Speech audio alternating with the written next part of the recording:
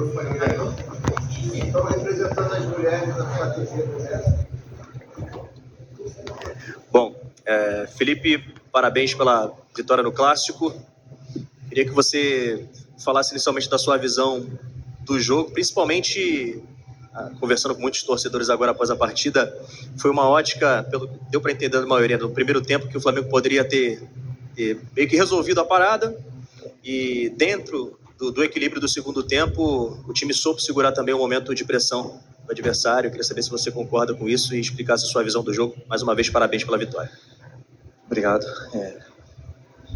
Foi um grande jogo, Foi um jogo com uma vitória com nota artística, como diria o treinador que eu tive. Os jogadores estão com um nível de confiança altíssimo, estão muito bem. O time está muito bem.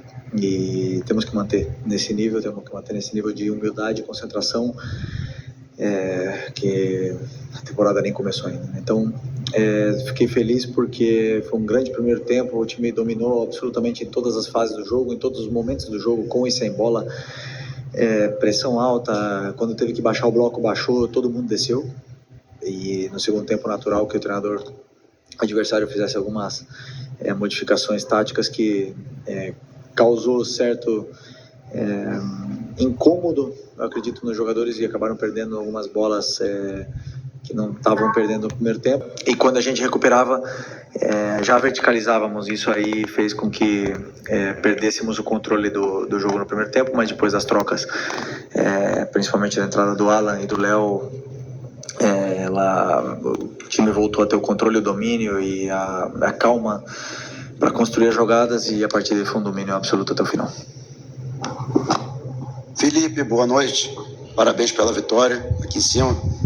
Ok, boa noite. E queria que você falasse a respeito justamente desse momento de um pouco de desequilíbrio no segundo tempo e até das ações propostas pelo técnico do outro lado, Fábio Carille, e das alternativas que você buscou para tentar mudar aquele quadro em que o Vasco chegou em determinado momento a pressionar o Flamengo, colocou uma bola no travessão, né, para manter a vantagem e até ampliá-la já nos minutos finais.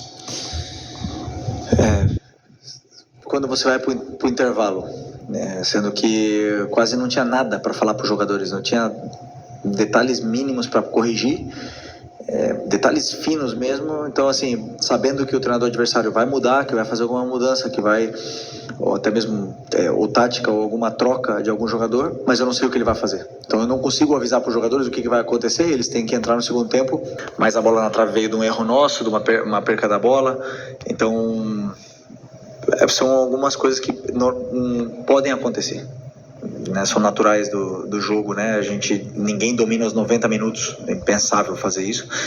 Mas como eu falei, o time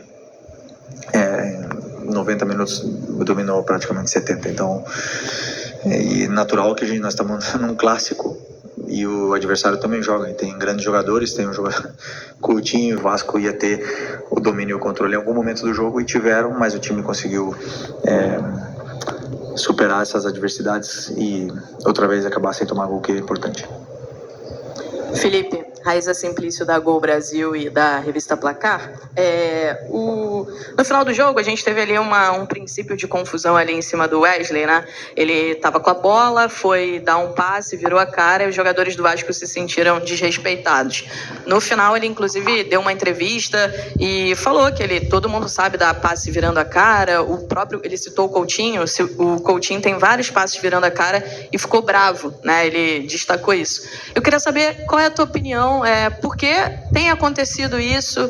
Os times estão, de repente, jogando bonito, como você falou, com nota artística, e o adversário, às vezes, se infla, se sente desrespeitado pelo fato do adversário estar jogando bonito. Não, sim, não, mas o jogo foi limpo, absolutamente limpo. No minuto 95 aconteceu essa jogada que o próprio Wesley pediu desculpa. Ele sabe que ele está errado. Eu adoro jovens, moleques que gostam que sejam abusados, que sejam ousados, que vão para cima, mas que não desrespeitem. E Isso é normal, eu também fiz muito isso. Já tive na pele dele, já fiz muito isso e depois a gente aprende. Pode ver que não é o Danilo, não é o Léo Ortiz, não são esses jogadores que vão fazer, normalmente são jovens e eles vão passar por isso e dá confusão porque são clássicos. É basicamente isso. Hoje foi um jogo totalmente limpo, respeitoso das duas equipes. Eu contra o Botafogo não posso dizer a mesma coisa, mas hoje não tenho nada para falar, senão respeito máximo pelos jogadores do Vasco. Vencemos na bola e o jogo foi todo na bola. Oi, Felipe, aqui Sérgio Lobo, TV Globo Sport TV. Você tem uma série de opções de jogadores que jogam pelo lado do campo, obviamente, cada um com a sua característica, e a gente percebe que, você até citou uma vez aqui numa coletiva, o que você escolher, né, você sabe que vai cumprir bem a função. Mas em relação ao Arrascaeta, quando você, por exemplo, ou ele não joga, ou retira ele, como foi hoje durante o jogo, eu tô percebendo que você tá, de repente, buscando adaptar ali alguém. Parece que hoje foi o Plata que você fez ali a função, mesmo tendo entrado ali o Luiz Araújo. Você acha que a função do Arrascaeta não diria um problema, mas é uma função ali que você ainda não tá bem, você não tá bem guardado ali quando você tem que fazer situações e ele não está no jogo ou iniciando ou durante? Vou repetir o que eu falei na outra entrevista. O Arrascaeta, ele é único, um jogador único, um jogador diferente, um jogador que escolheu estar aqui no seu auge. Nós vimos o melhor Arrascaeta durante muitos anos e agora acho que ele está no auge da carreira de um jogador que 29, 30 anos, né? Que você se sente bem, você está bem fisicamente e o nível de entendimento de jogo ele é perfeito. Mas eu sempre penso e sempre monto um modelo em função do meu ataque, dos jogadores de ataque que eu tenho disponíveis. E se não tiver a Arrascaeta disponível, eu vou ter que montar uma outra estratégia, como eu venho fazendo quando o Arrascaeta não está no jogo. Então sempre em função primeiro do atacante, do 9, e depois adaptando as peças ao redor disso, né? Então, se o Arrascaeta não está, tem outros jogadores que podem fazer. Bom, Plata fez nos jogos mais importantes e foi muito bem. Gerson faz. Luiz Araújo faz. 10. Tô esquecendo. Nico faz. Tem vários jogadores. O Arrascaeta é único, né? Mas eu posso adaptar vários jogadores para jogar nessa função. E até mesmo Michael já fez contra o Fortaleza e Bruno Henrique já fez. Então, eu tenho vários coringas dentro do elenco que eu posso ir mexendo e jogando com essas peças aí que nos dão muito para a equipe. Boa noite, Felipe. Bruno Castanha, Rubro News TV. Primeiro eu queria falar, né, com você sobre essa questão do elenco. Você falou de um jogo que por um momento ele perdeu com você. Toda a coletiva aqui é perguntada pelo Wesley, elogia, e de fato o Wesley hoje é o melhor lateral do Brasil e vai ser convocado para a seleção com méritos. Melhorou muito defensivamente, teve muito, né? Hoje ele faz a jogadaça do gol, por exemplo, né, que ele vai para o corredor central, arrasta e faz o passe para o gol. Mas nessa última, sempre aquele último passe, aquela tomada de decisão, Wesley, que é muito importante para o teu sistema, cria bastante. O que falta para ele ainda mais evoluir e começar a dar mais assistências como a de hoje, por exemplo? Momento de forma, né, tá muito bem. E assim, fase defensiva muito boa, tem ajustes que fazer, tem ajustes que melhorar. Ele mesmo pede para treinar esses ajustes que ele precisa fazer. Ele evoluiu muito em alguns aspectos defensivos de defesa da área. Desculpa.